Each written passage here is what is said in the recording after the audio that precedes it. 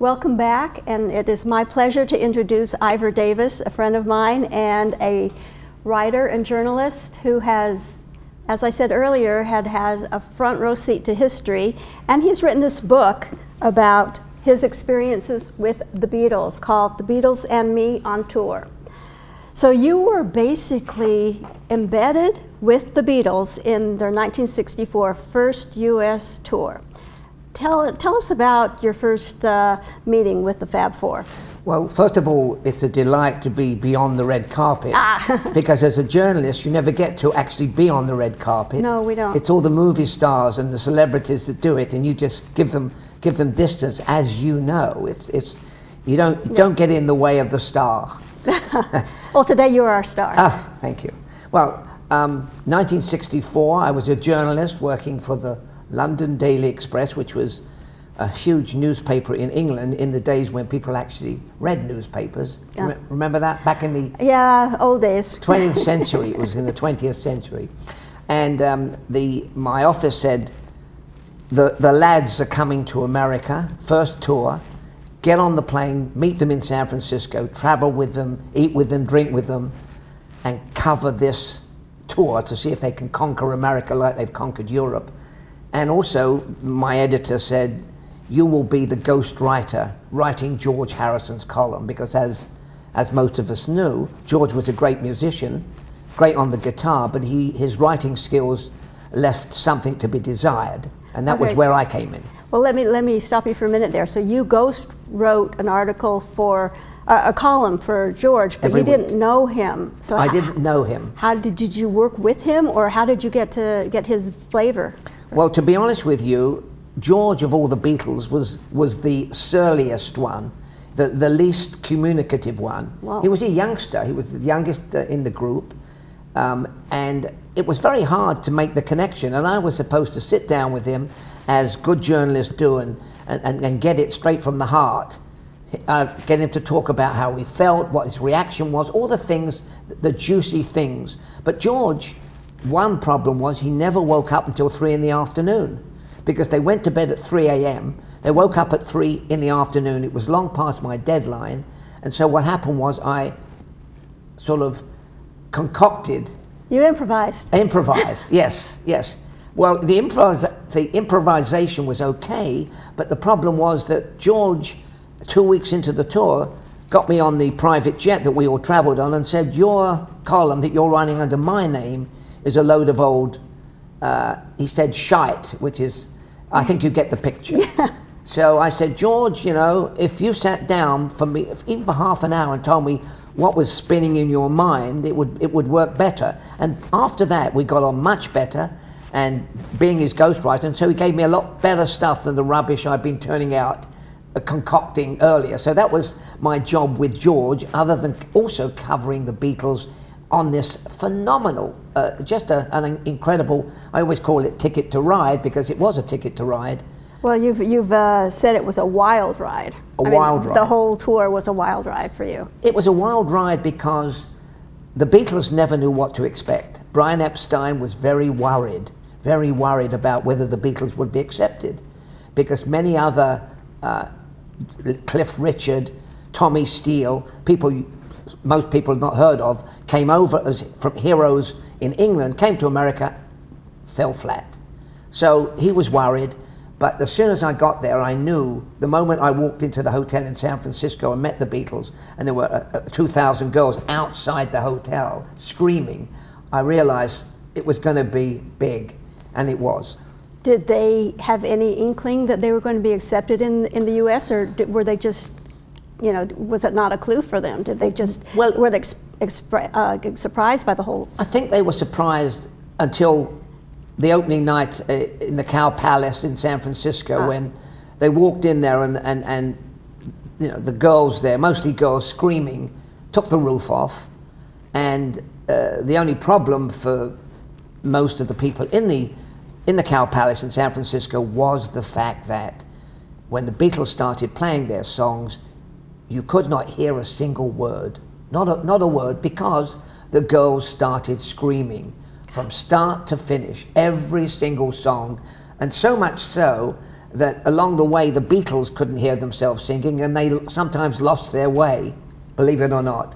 And later on in the tour, Ringo, the fabulous drummer, told me that he became a lip reader, so he knew what song song they were singing, and that was the image, and that was the picture of what happened. 35 concerts in 26 days. Okay, so they were very young. These were the early Beatles. Were they I'm not going to say impressed, but were they upset by some of the things that were going on with their fans, or did they just accept it and just enjoy it? They had a great sense of humor, and they were very funny. They were like English answer to the Marx Brothers. And for those of you who don't know who the Marx Brothers are, they were an American comedy team who made great comedy movies. Very madcap, very off the cuff. The Beatles were like that. They were very funny naturally. And that kind of got them through. I mean, they were pretty sensible guys, even though they were idolized by these young women. And talking about the young women, I met a few years ago some of the young women who were a little bit older, and they said, I was at that concert at the Hollywood Bowl and I was in love with Paul, and Paul was in love with me. Oh, how do you mean? Well, he was smiling at me, and I smiled back at him. So these young women, 14, 15, were there creating havoc, not really listening to the music, in love with various Beatles, and the Beatles kind of liked it, because don't forget, the Beatles were young, lively, with healthy libidos, and the girls were throwing themselves at the Beatles. So what's not to like? So there were hookups on the road. Oh, there were hookups on the road.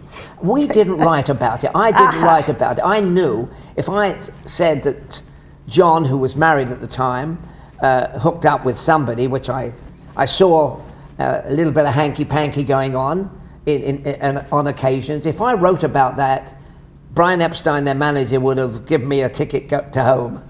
So you went along with it. You went with the fun. I mean, you knew it wasn't serious. And the Beatles were having a good time. And they were trapped in their hotel, by the way. I must tell you, because they couldn't go anywhere. If they went outside, they'd been ripped to shreds, honestly. Literally. Literally, Yes. Literally, because, so they were stuck in the hotel. I was in the room next door, and I must say that they were forced to hang out with me, and I was forced to hang out with them, which was okay. And you mentioned in the book, so you guys played cards and played games in the evening, or when they weren't on stage. So what else did you do with them? Well, I mean, not with them, but what kind of games and what did you talk about? Well, what happened was that John, who had the wicked sense of humor, liked to play Monopoly. And so at 2 o'clock in the morning, when I was about to go to sleep, John would call me and say, come over, and then he'd do the same with Kurt Gunther, who was a photographer traveling with us. Come over, we want to play Monopoly. So we went to John's at 2:30 in the morning, and played Monopoly. And I must confess, if you just keep this to yourself, that John cheated. Because every time he rolled the dice and he didn't land on the property he wanted, he rolled again. So John was a bit of a cheat. But it was fun, and we went along with it, because myself and the photographer, we were their recreation, not physical recreation, game recreation. And it was fun, because as I said, they could not step outside their hotel. So you basically became their confidant as well. They got comfortable. What happened was, after the first couple of days, you became part of the family, part of the furniture. They were comfortable. I mean, on the plane, Paul would come along and say, hi, Ivor, how you feeling? Do you want me to get you a drink? I said, yeah, give me a gin and tonic. So Paul would bring me a gin and tonic. I mean, it's crazy. Okay, he never did that to me. I only met him once. You met Paul once, and he never offered you a drink? No, but, you know, I wasn't covering him, and I was just there, so. Yeah. How would you, okay, let's look through the different personalities of the Fab Four. How would you describe Paul? Paul was always, there's a word I use, and I say it's an Irish word. It isn't an Irish word, it's a Yiddish word, and it's called schmoozer. Oh, yes. Paul was a gigantic schmoozer. He knew how to handle people. He was Mr. Affable. On the plane, he'd come and sit next to you. You wouldn't have to go and sit next to him. And he was just, he had this inbuilt type of humor and gentleness and niceness. So he was terrific. He was also a bit of a Lothario. Because all the girls loved him, they loved all the other Beatles, but Peggy Lipton was the actress, was a young lady that was enchanted by Paul, and Paul was enchanted with her. We didn't write about that because Paul at the time was dating Jane Asher, an English actress who he had left in London. So okay, so this was Peggy Lipton prior to the Mod Squad. Peggy Lipton prior to the Mod Squad. Just about the Mod Squad. I think about maybe, the time of the Mod Squad. Maybe she had. Yeah, I think you're right. Yeah, just about that. She was an up and coming young actress. She told me once at a party that we had, and the Beatles had a lot of little parties. She said, "I am going to marry Paul." She said that to me. She didn't marry Paul. She married Quincy Jones. Yes. As you know. And so that was Paul, a charming man, still a charming man in his 70s. And he's still going strong. Oh my gosh, I mean, look at Paul. If I can diverge very slightly, if you go and see Paul McCartney today, in the 21st century, he will sing and perform for 3¼ hours by himself, his performance. I'm going to ask you a question, may I? Sure, go ahead. Okay. When the Beatles toured and I traveled with them in 1964, how long would you guess they performed for on stage at every concert? Take a guess. Well, I read your book, so that's not fair. Go ahead. Well, it was 26 minutes, yes. 27 minutes. That was not long. I mean, can you believe an entertainer today getting on stage and leaving after less than half an hour? No, they'd be, yeah, but these were the Beatles. Yeah, these were the Beatles, and nobody, I mean, they had warm-up acts, you know, they had the Righteous Brothers came on before them, Jackie DeShannon came on before them. Nobody cared who came on. They could have brought on, you know, the Luton Girls Choir or the Orange County Girls Choir, if there is an Orange County Girls Choir. I don't know about that. Nobody cared. They just wanted the Beatles. For the 26 minutes, for the they 26 were happy. Minutes. 26 minutes of unlistenable music because you couldn't hear them. Their music was great, but you couldn't hear them singing. Okay, that's John. Yes. No, that's Paul. How about George? You said George was George was kind of feeling his oats, as I would say. He was not the most affable. He had a great sense of humor, very dry sense of humor. We got on better after we had this little confrontation. Right. I quite liked him, but I liked John better. Really? Because John was wild and wacky. John had he had a lightning fast mind. And you've done a lot of showbiz interviews, and I don't know if you ever interviewed Robin Williams. Yes, many times. I mean, Robin Williams was warp speed mind. Exactly. You couldn't keep up with him. I mean, you've done interviews with Robin. I always thought that when you did Robin Williams, and I know we're not talking about him, but he was such a genius. If you do Robin Williams and you release your tape as a long-playing album, it's a bestseller. It was incredible. I really hated transcribing anything from Robin Williams because you'd have to keep going back because he would never stop. Yes. So you're saying that's what John That was John Lennon's mind. Sharp, swift, lightning speed. And John also did impersonations. I mean, he could do. I remember we were stranded in Key West, Florida. There was a hurricane coming, and we spent 24 hours in Key West, Florida, in a motel, and we were watching in John's suite, watching Fidel Castro do his 4-hour speech. And after about 20 minutes, John stood up and did a Fidel Castro impersonation. And he was spot on all that. Oh, brilliant. I mean, a Liverpool lad doing Fidel Castro. And John didn't have a big bushy beard. I don't think so. Okay, Ringo. Ringo. Well, you know, I always say Ringo, I mean, what can you say about drummers? They're a little bit. I'm a drummer. You're a drummer. Okay. Yes. Well, then I'm gonna throw this back at you. Okay. I mean, drummers are supposed to be a little bit crazy, a little bit off the wall. I don't. You don't think so? Are you a little bit I guess crazy they and off are. the wall? Not me, but go ahead. Not you. And Ringo also was. I mean, you've got to remember they're very young. I mean, you see today Ringo with his Peace and Love, and Sir Ringo, Sir Richard Starkey. Now finally got the Queen of England to give him a knighthood, and Ringo was. I mean, he was a street lad from Liverpool, like the other boys were, and they didn't have sophistication. They had wit. They had innate charm, innate comedy. Funny guys. If you look at any of those press conferences, everywhere we went, we stopped. We had a press conference for the visiting, for all the media, the television, and the Beatles were like a comedy duo, but they never wrote the script. They played off of each other. They could finish each other's sentences. So they were an incredible quartet of musicians and human beings. So they were quartet on and off the stage. They were. I mean, in person, they never complained much. I mean, the only thing that they complained about, I remember, no, they didn't complain about. Brian Epstein, who was making a fortune with them, sell out concerts, kept telling them, for God's sake, cut back on all room service. Cut back on room service.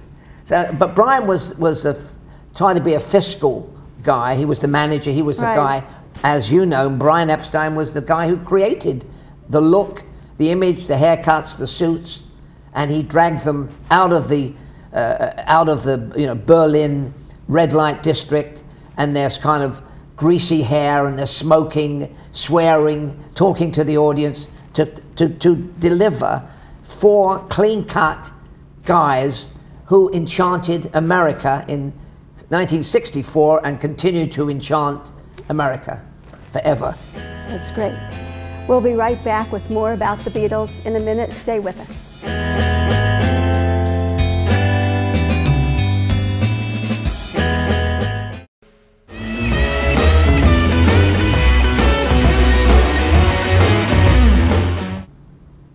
Hi, welcome back, and we are talking still with Ivor Davis about his experiences with the Beatles. And before we get into I know there were a lot of warm-up acts for the Beatles that have gone on to fame and fortune themselves, but I just want to ask you something that some people have asked me to ask you, actually. Were there any infighting instances with the Beatles, or did they ever get on each other's nerves, or could they just roll with the punches, or, you know? I must say, Francine, that every time I was with them, I never saw any punch-ups. I never saw any personal vendettas against each other. I mean, as remarkable as this may seem, they were, when they got on stage, they were a cohesive force, and there was no pummeling, there was no nastiness that I witnessed. Now, they may have, if they had a few drinks, they might have got a bit testy with each other, but I never saw anything that I could say that John hated Paul and Paul hated so-and-so. Don't forget, they were pretty unified because not long earlier in that year, they had ejected their drummer, Pete Best. Right. Pete Best was a good-looking guy. He started with the Beatles, and then all of a sudden, Pete Best was no longer a Beatle, and they hired Ringo. And so Ringo came in realizing that he was possibly expendable. So that's what I said about drummers there. We're expendable, you say? We're fun. They're fun. Oh, yes, I know. I mean, but aren't drummers supposed to be a little bit crazy? I asked my husband about that. Would you report back, please? Yes, I will. Okay, now, I know that you said the Righteous Brothers were one of the preamble bands, the first. They opened for the Beatles several times. The Beatles had 3 or 4 different warm-up groups, and as I mentioned, who cared about them? They could have had the Moscow State Fair doing the warm-up act. We just want the Beatles. That's all they wanted. But the Righteous Brothers were not as famous as they became. And what happened was They performed maybe for the first 2.5 weeks. And then finally, when we were in New York, the Beatles arrived in a helicopter at the stadium, at the outdoor stadium, the tennis center, just outside Manhattan. Right. And the helicopter landed in the middle of the Righteous Brothers singing. So we couldn't hear the Righteous Brothers. Finally, the Righteous Brothers went to Brian Epstein and said, look, you know, we enjoy playing for the Beatles, but can you let us out our contract? And Brian, I'll give him credit, allowed them to leave in the middle of the tour because they were unhappy about the way they were being treated. They went on to great fame on their own, and there was a guy called Clarence Frogman Henry, who was a kind of bluesy singer that took over from them. And Jackie DeShannon, who's still around, she stuck it out for the whole tour.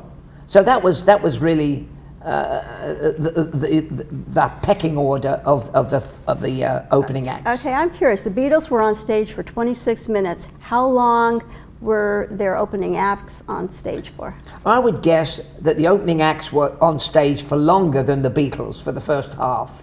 You'd have to give the audience some music, some substance. But Francine, the remarkable thing was that nobody complained that I heard of that the Beatles only gave them less than half an hour.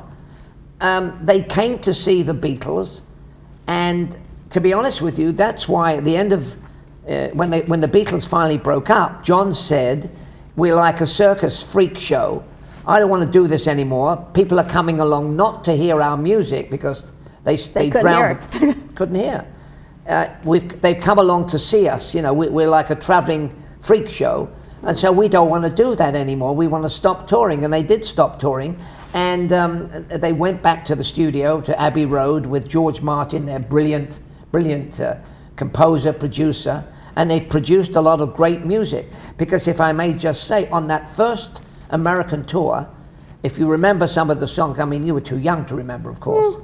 Yeah, but I listen to them now. Oh, of course, of course. Well, they made, the songs were kind of what I would call lollipop music. It was, I Want to Hold Your Hand, She Loves Me, Yeah, Yeah, Yeah. It's not too sophisticated. It wasn't until they got in the studio with George Martin, the producer, that they turned all the great songs that most of us know today. So in those days it was straight up and down music, nothing too elaborate, loud, noisy by the Beatles and noisy by the audiences. Okay, well, you were with them so closely. Looking back, what is your favorite song that they performed back then? Well, the early Beatles. Funnily enough, it's not a Beatle song. It was called Long Tall Sally. And the reason is, first of all, my wife, who I wasn't married to at the time, was named Sally. Sally, yes. And so that was nice. But I should tell you, what happened was, once I heard Long Tall Sally, I knew that was my exit strategy, because that was the last song. And as soon as we heard Long Tall, those of us, the DJs, ran backstage, jumped into limousine number 2. Limousine number 1 was warming up, and we knew that if we better get out the stadium fast. As soon as the Beatles finished, we were in the limo. I was in the limousine number 2. Out came the Beatles running, jumped into limo number 1, and we were roaring out of the stadium before anybody even got to their feet. We were gone, back to the hotel, to the airport, to wherever. But the other thing was that the Beatles used many tricky techniques to escape their fans. And I can tell you, on one occasion they got into an ambulance, and the ambulance went roaring out with a red light screaming. They went in a meat truck. They escaped in a meat truck. In a meat truck, okay. And all sorts of armored cars to get away, because they did want to hang around. So back to your original question, Long Tall Sally, and I never really heard Long Tall Sally sang until the very end, because I was in the limo by the time the Beatles left the stage. There are 2 living Beatles now. Do you have any contact with them at all? I did see Ringo a couple of times. He plays with the Ringo All-Star Band. He's touring the world. And what happens is, when you go backstage, there's like 200 people lining up. And to be honest with you, I know that I don't want to impinge, but I did 2 years ago go to his birthday party, and Paul lives in a different stratosphere. Although Paul likes to, I mean, Paul, a friend of mine in Liverpool, said that Paul showed up in Liverpool, and they have 8-foot statues of marble in the Liverpool Centre Square, and Paul was there. Believe it or not, he just dropped in, and people were just boggled because Paul McCartney posed in front of his statue. Oh. This was about a week ago. A week ago? Oh my gosh. From now, yes. So Paul gets around, but you know, I'm sure, you can imagine if Paul showed up at a shopping centre or in a restaurant, he'd be mobbed, and so would Ringo. So they are fairly carefully scrutinized, but I know for sure that Paul likes to get out and about in a semi-disguise. So if you see a semi-disguised looking guy who's Paul McCartney, it probably is. Okay, I'll keep my eyes open for Good, that. good. And one last thing before we move on. Didn't I read about them with Elvis? Yes. Yes. Oh. Let's talk about Elvis and the Beatles. That was remarkable. Yes. Now, John Lennon grew up loving Elvis, and he always wanted to meet Elvis. During the first year of the tour, a lot of movie stars and hangers-on wanted to meet the Beatles, and the Beatles didn't want to meet too many people. They met Bob Dylan, they met Joan Baez, but a lot of the movie star people, Liberace, they weren't crazy about. They met Liberace, but he came backstage in Las Vegas. So many people wanted to meet them, and what happened was Elvis was top of their hit parade. 1964, Elvis was working on movies. The Beatles were running around the country. They never met. 1965, I got a call. I knew that was going to happen. Get over here. We're going over to meet Elvis. So I went over to the house where they were renting in Beverly Hills. We took the 2 limousines. We went to Elvis's mansion. He'd bought a house. He lived in Beverly Hills because he was making a lot of fairly crappy movies. Well, I mean, 3 or 4 movies a year, the same movie, a different leading lady. Yeah, that's what they've been described as. And there we were. And the Beatles were very excited. In fact, they always refer to the fact that they managed to have a couple of cups of tea on the way over to the house, which was a sort of code word for something a little bit stronger. So by the time they got there, they were all a little bit merry. But when we went into Elvis's house, there was Elvis and his Memphis Mafia sitting around, and I remember being a fly on the wall there, because for the first 10 minutes, nobody said anything. They sat around, and there was Elvis looking like Elvis, but I always remember he had sideburns that were like the old shag carpeting. I remember the shag carpeting. Yeah, and it was so deep. Finally, after 10 minutes of nobody doing anything, nobody acting as a go-between, Elvis jumped up and said, hey, you know, didn't you guys come over to jam? Otherwise, I'm going to bed. Well, of course, that broke the ice. And then the Beatles started playing with Elvis. Ringo went to play billiards, snooker in the other room because he didn't have his drums. No drums. And they played for about 20 minutes, just off the cuff, and mostly Elvis music. No, that's what I was going to ask. Elvis music or Beatles music? No, Elvis music, yeah. A little bit of black soul music. The Beatles enjoyed that, and they started getting, you know, harmonizing, and that was quite amazing. But I should tell you this, the rules were no photographers, no tape recorders, nobody took a picture of the meetings of these 2 great music legend groups. And there were no cell phones. You no couldn't cell sneak phones. Us. Yeah, I mean, I always say, to be honest with you, my only regret in 1964 was I never took my cell phone with me.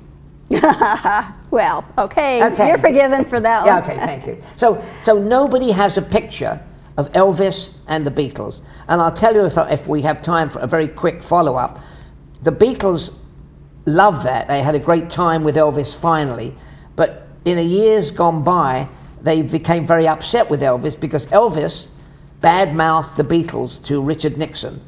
Elvis was after he wanted to get a drug enforcement agency honorary badge. Right. And he went to see Richard Nixon, and I've seen his letters to Nixon, and he told Nixon, well, the Beatles came to America, they earned a lot of money, they took the money back to England, and they bad-mouthed America, which wasn't true. Well, once the Beatles heard that, they were very upset with Elvis. But Elvis was trying to charm Richard Nixon and get his badge, which he did get his badge, and also he claimed to Nixon that he was going to tell his fervent supporters to vote for Richard Nixon for president. Well, so that was Elvis's dirty deeds. And that went against everything the Beatles were doing, because Exactly. they were definitely anti-Nixon at the time. Oh. Well, if you remember, Richard Nixon tried to get John Lennon deported right. from New York because John Lennon was doing an anti-Vietnam War speech, and they tried very hard to get him deported. John Lennon fought for 5 years in New York and finally won and never got deported. Now, which leaves me with a footnote, and I'll ask you the question.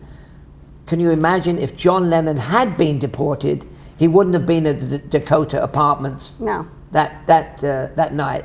There's always what if this hadn't happened.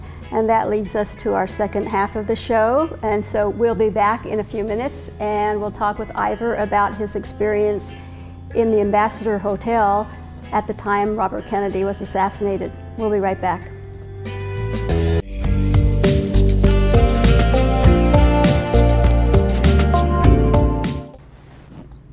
Welcome back. Right now we are speaking with Ivor Davis. We're gone on from the Beatles, and we're going to talk about his experience with Robert Kennedy. He was assigned to cover Robert Kennedy's final campaign, and tell us how that came to be.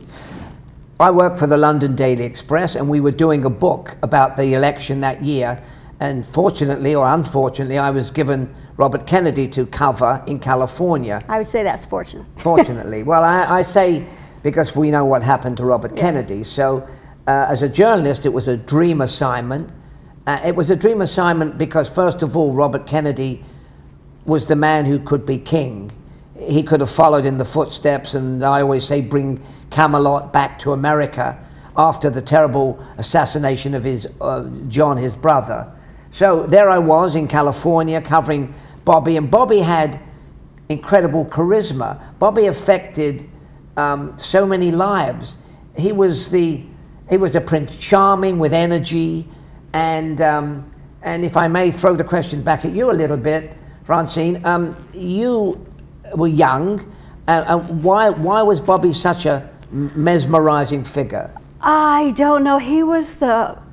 I definitely was young at the time. I was, I think, 11 years old, 12 maybe. He struck a chord in me that nobody else ever had, other than anybody in my family. And at that young age, I realized what an impact someone can have. And he is responsible for that. He set me on the course. I worked in politics for a long time. Before I came into entertainment journalism, I was in government, and it was because of Robert Kennedy.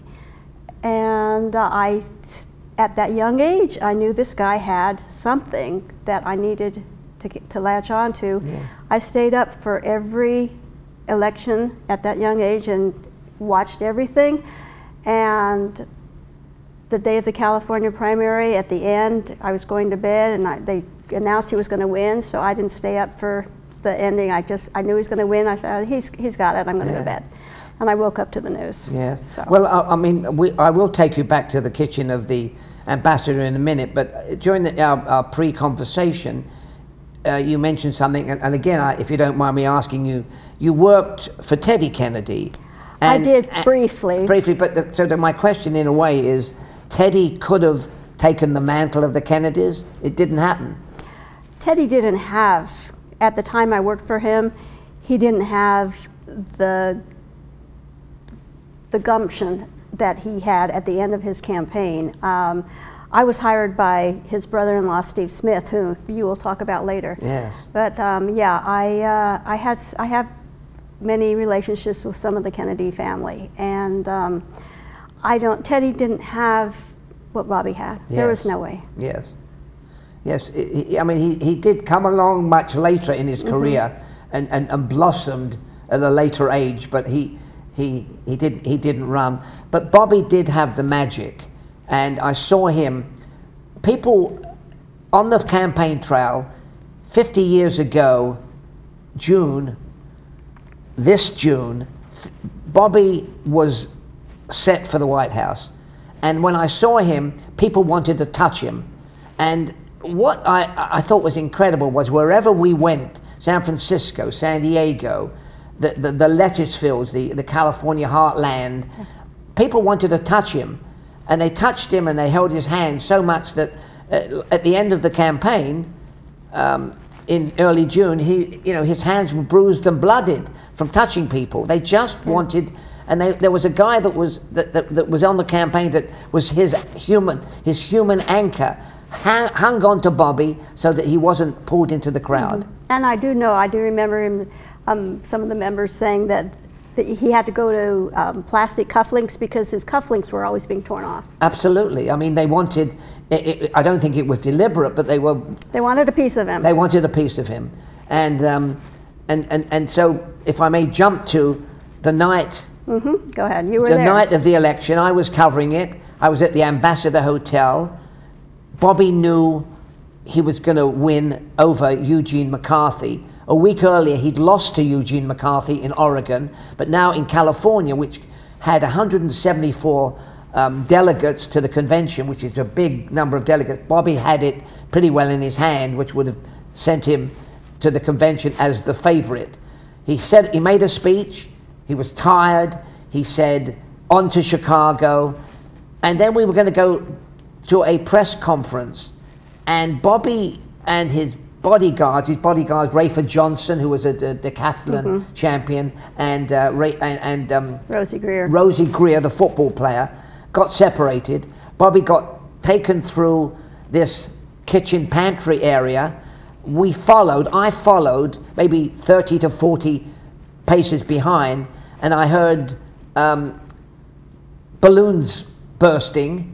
I thought it was balloons bursting, 5 or 6 or 7, and screaming. Women started screaming. I rushed to the pantry door, and Stephen Smith, who was Bobby's brother-in-law, stopped me, and I said, "What's going on?" He said, "Hang on." And being the journalist that I was, I wanted to see what was going on in the pantry. And what happened was that he grabbed me by my cuff here, and I was probably too enthusiastic. I pushed my way through, and he ripped my whole the sleeve, your sleeve off. The sleeve off, absolutely wow. Ripped off. But it didn't, but it was. And I looked in there, and there was Bobby on the a cold floor by the ice machine, bleeding badly. There was Ethel just saying, "Give him air, give him room." I remember she put his head on one of those old-fashioned those straw hats. The campaign hats. Campaign yes. hat as a cushion. Women were saying, "Not again." Somebody was screaming. A radio man was saying, "Get the gun, get the gun." It was total bedlam. Everything going on there. And then I also, of course, noticed a guy called Harry Benson, who was the photographer that was working with me on the Daily Express. He had jumped on a kitchen table, a metal kitchen table, and was doing what photographers do, take pictures. Bobby was bleeding. Somehow there were other people wounded. I didn't know who was injured badly. You've got to realize it was a cauldron of excitement and horror in that kitchen, screaming, just bedlam. And finally, we kind of withdrew. The ambulance guys came in. I saw that Bobby was no longer talking. Well, had you seen him mumble words prior? Because he did say a few things. Bobby actually said, and to be honest with you, piecing it together, he said, is everybody all right? Right. He was worried about other people. I noticed that one of the kitchen staff leaning down and giving him something. I didn't know what it was. It turned out to be rosary beads.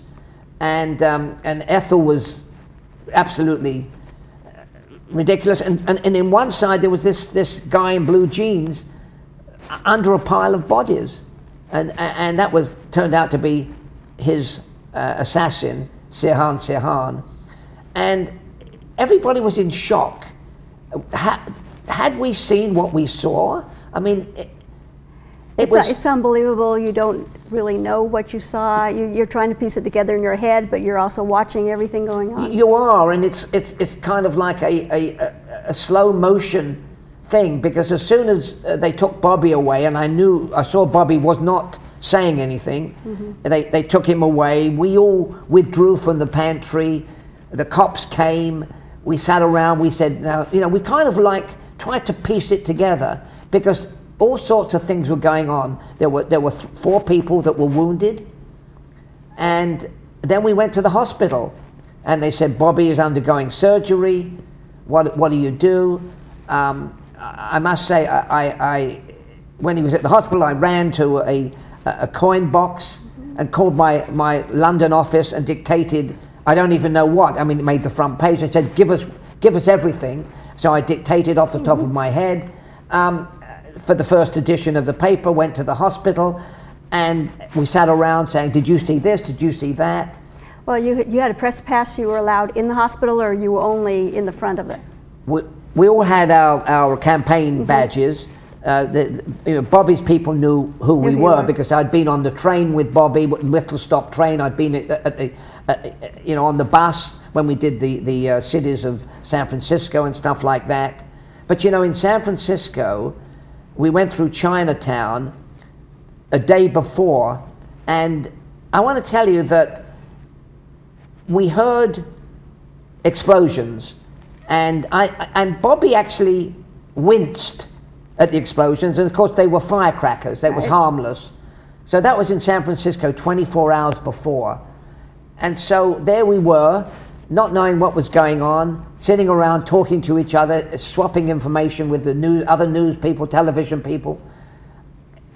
No cohesive story. Who was the guy? We didn't know at the time. We just knew that he'd been carted off.